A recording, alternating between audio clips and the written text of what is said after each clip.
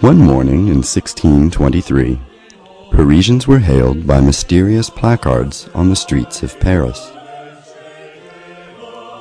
We, the deputies of the Higher College of the Rosicrucians, do make our stay, visibly and invisibly, in this city, by the grace of the Most High, to whom turn the hearts of the just.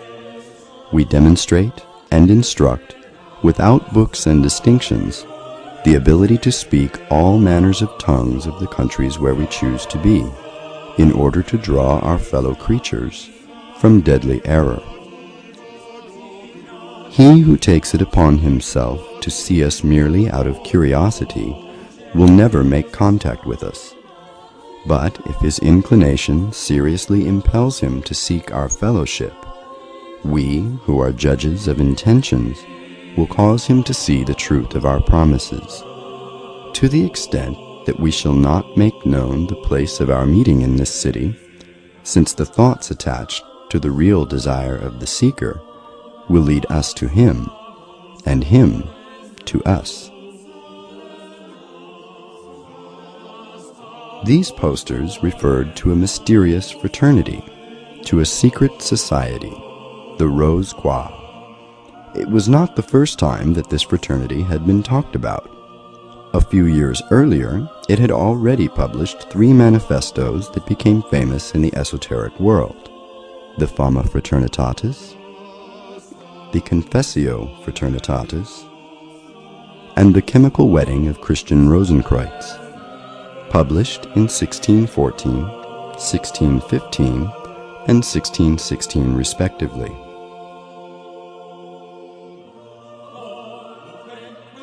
Today we know that these 3 manifestos were written by a college of the Rosicrucians, the famous Tübingen Circle, among whom were Johann Valentin André, Tobias Hess, Johann Arndt, Abraham Holzer, and Christopher Beissol, to name the most important. All were passionate about Hermeticism, alchemy, and Kabbalah.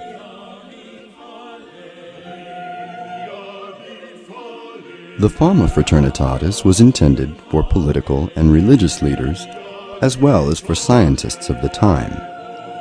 While drawing attention to the negative situation that generally prevailed in Europe, this document also revealed the existence of the Order of the Rose Cross through the allegorical story of Christian Rosencreutz, telling of his journey throughout the world before founding the Rosicrucian fraternity to the discovery of his tomb.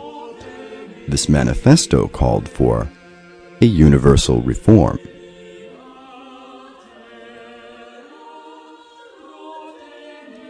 The Confessio Fraternitatis completes the first manifesto. On the one hand, it insists on the necessity of regeneration for man and society. On the other hand, it indicates that the fraternity of the Rosicrucians possesses a philosophical science that allows one to achieve this regeneration. It is therefore intended primarily for seekers who have the desire to participate in the work of the order, while also working towards the happiness of humanity. The prophetic aspect of this document very much intrigued the scholars of that time. The Chemical Wedding of Christian Rosencreutz is written in a style that is very different from the first 2 manifestos. It describes a journey of initiation that represents the quest for illumination. This 7-day journey mainly takes place in a mysterious castle where the wedding of a king and a queen is to be celebrated. Symbolically, the chemical wedding describes the spiritual progression bringing the initiate to achieve union between his soul, the bride, and God, the groom.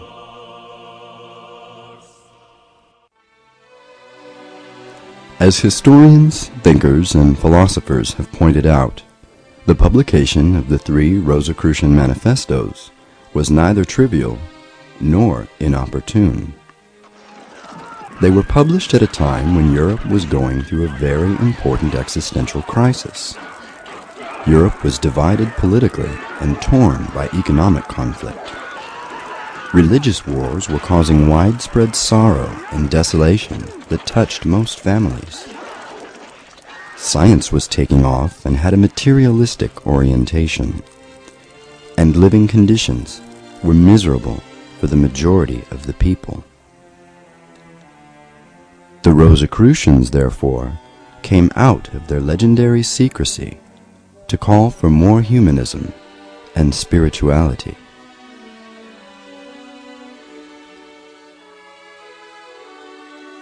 We can cite Comenius, considered today as the spiritual father of UNESCO. We would like for all human beings, together or individually, young or old, rich or poor, noblemen or commoners, men or women, to be fully educated and to become accomplished beings. We would like them to be educated and informed completely, not only on such and such a point, but also on all that will allow them to achieve their essence integrally, to yearn to know the truth, not to be deceived by pretense, to love good and not to be seduced by evil, to do what should be done and to keep from what should be avoided, to speak wisely of all with all. Lastly, to treat things, men and God, with prudence and not lightly, and to never stray from their goal, happiness.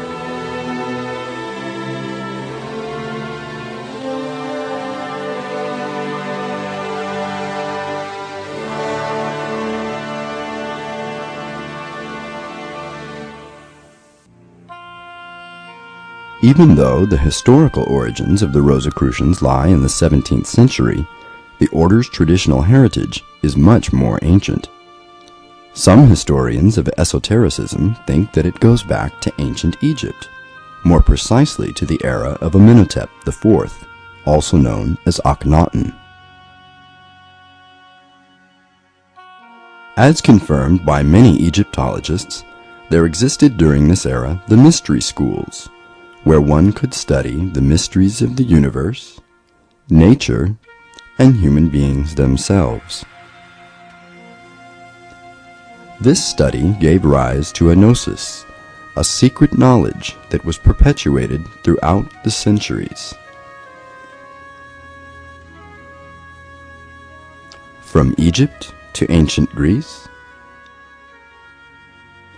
passing through the Pythagoreans, and then to ancient Rome via the Neoplatonists. The alchemists of the Middle Ages inherited this tradition and finally transmitted it to the Rosicrucians of the 17th century. Michael Meyer, who was a member of the Rosicrucian fraternity of the time, said, "Our origins are Egyptian, Brahmanic, issued of the mysteries of Eleusis and Samothrace, the mages of Persia, the Pythagoreans, and the Arabs." Is that to say that the ancient heritage would remain frozen in the world of the 17th century? No. It was perpetuated throughout the following centuries and gave birth to many Rosicrucian persuasions. In the 18th century, the most important of these movements was known as the Order of the Rosy Cross of Gold of the Ancient System. It had many illustrious members, among whom are the Prince Frederick Wilhelm, the Duke Ferdinand of Brunswick, Friedrich Christoph Oettinger, and Nikolai Novikov. In the 19th century was the Order of the Rosy Cross, founded by Josephin Paladin, that attracted the most attention, because of the exhibition of unusual paintings he organized in Paris. Famous artists such as Charles Filiget, Jean Delville, Émile Bernard, friend of Toulouse-Lautrec, and Gauguin, Georges Defils, and Eugène Grasset presented their works at these exhibitions. The admitted goal of this Rosicrucian order was to restore in all its splendor the ideal, with tradition for basis and beauty as mean. Another school of thought, Freemasonry, was born in England during the 18th century. Tracing its traditional origins to Hiram, presumed architect of the Temple of Solomon, it borrowed much from the Rose Cross, which caused some authors, such as Johann Gottlieb Bühle or Thomas de Quincey, to say that it was an emanation of Rosicrucianism. In any case, Freemasonry created as early as 1757 the degree of the Knight Rose Croix, still considered today by some of Masonic persuasion to be one of Masonry's most prestigious degrees. Among the most eminent members of Rosicrucian Freemasonry of that time were, to name a few, the Count of Saint-Germain, Cagliostro, Jean-Baptiste Willermoz, and Martinez de Pasquali. The latter created the Order of the Élus Cohen, in which the highest degree was the Rose Croix. Since the beginning of the 20th century, the Rosicrucian heritage is perpetuated in the world by the Antiquus Mysticusque Ordo Rosae Crucis, or in other words, by the ancient and mystical order of the Rose Cross. Open to men and women of any nationality, any religion, and any social class, AMORC transmits traditional teachings covering 12 degrees. Since 1909, it is offered in a written form. That being said, Rosicrucians can gather in lodges to hold collective work sessions if they wish to do so.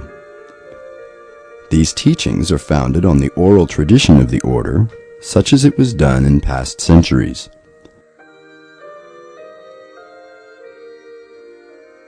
It is also in these lodges, in which the decorum is most often inspired by ancient Egypt, that initiations into the various degrees are conferred.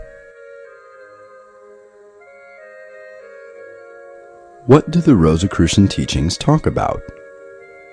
If we believe esoteric literature, the teachings cover a vast domain and integrate the great themes of tradition, among which are the origins of the universe, the nature of time and space, the laws of matter, life, and consciousness, the mysteries of death, life after life, and reincarnation, traditional symbolism, and the science of numbers.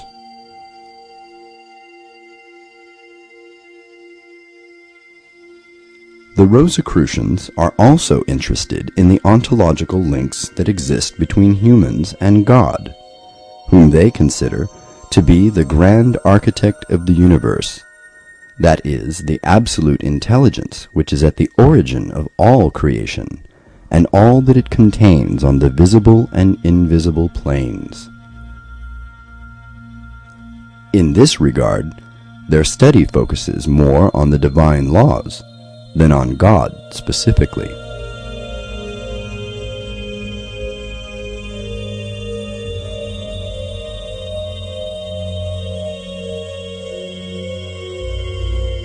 In parallel to their specific teachings, the Rosicrucians advocate a philosophy that is founded on spiritual alchemy. It does not consist of transforming base metals into gold, as did the ancient alchemists, but of transmuting the imperfections of human nature into their opposite qualities, such as pride into humility, selfishness into generosity, intolerance into benevolence.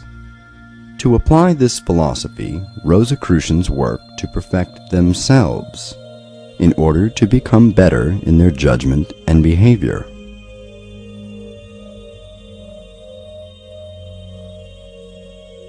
For them, evil exists on earth only because humans are complacent in their weaknesses and do not sufficiently aspire to good. Rosicrucian humanism, therefore, consists in improving the world by improving oneself. This caused a contemporary author to remark that the soul of the Rose Cross is an integral part of the soul of the Occident, which is humanist and spiritual. It is one of its facets, or one of its jewels, sparkling of beauty, love, and purity. Preoccupied by the pace of the world and concerned about contributing to its evolution, in March 2001, the Rosicrucians published a fourth manifesto, the Positio Fraternitatis Rosicrucis. While the three manifestos published in the 17th century were intended for the intellectual elite, this new manifesto is intended for a wider audience. In a general manner, this manifesto gives a report on the state of humanity that the Rosicrucians judge very worrisome. According to them, the world has become too individualistic and materialistic, which explains the crisis we are confronted with in many domains. To solve this crisis, the Rosicrucians, therefore, appeal for more humanism and spirituality in order for the earth to become a place of peace, harmony, and fraternity. Who then married the rose to the cross? Goethe wrote. No one knows. The cross was used to various ends in many cultures and traditions since the oldest time.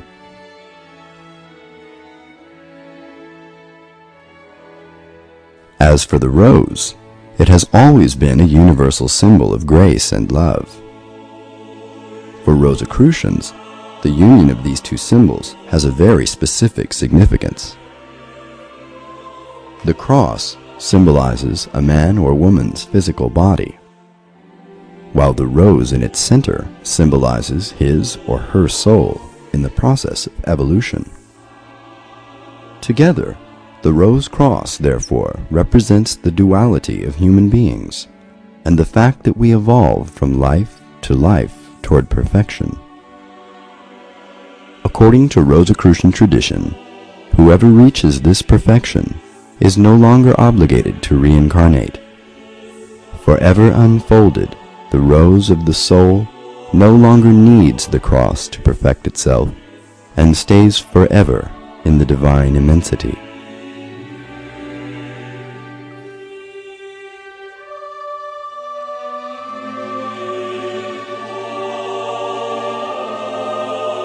Perhaps this can explain the meaning of the mysterious Rosicrucian formula, ad rosem per crucem, ad crucem per rosem.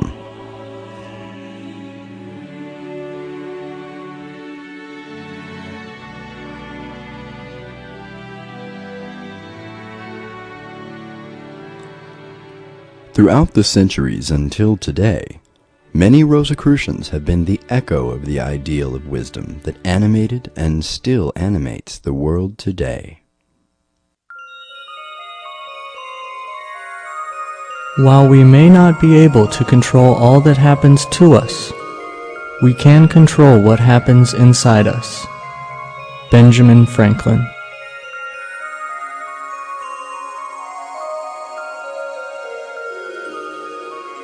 True knowledge is based on true tolerance.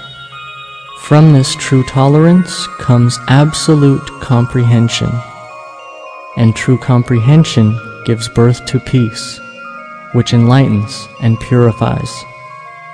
Nicholas Roerich.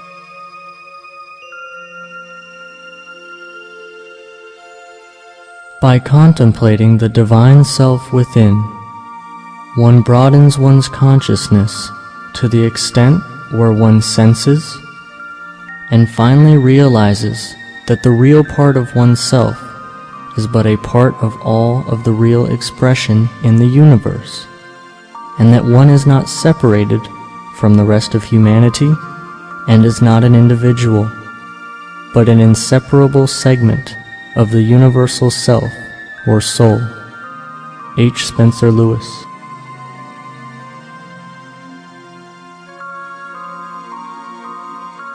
Advancing towards perfection, the true good is to aspire to a resemblance with divinity, to advance towards unity between the creature and the Creator.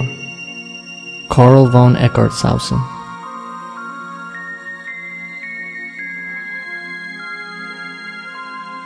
How ignorant is he who knows all, but not himself. Alidavar.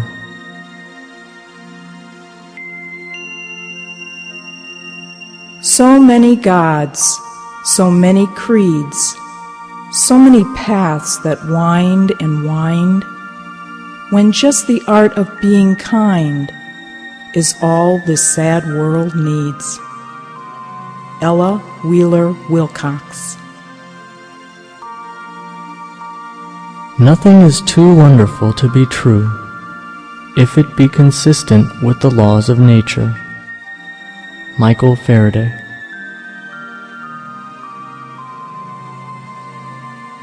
Music is the arithmetic of sounds, as optics is the geometry of light. Claude Debussy.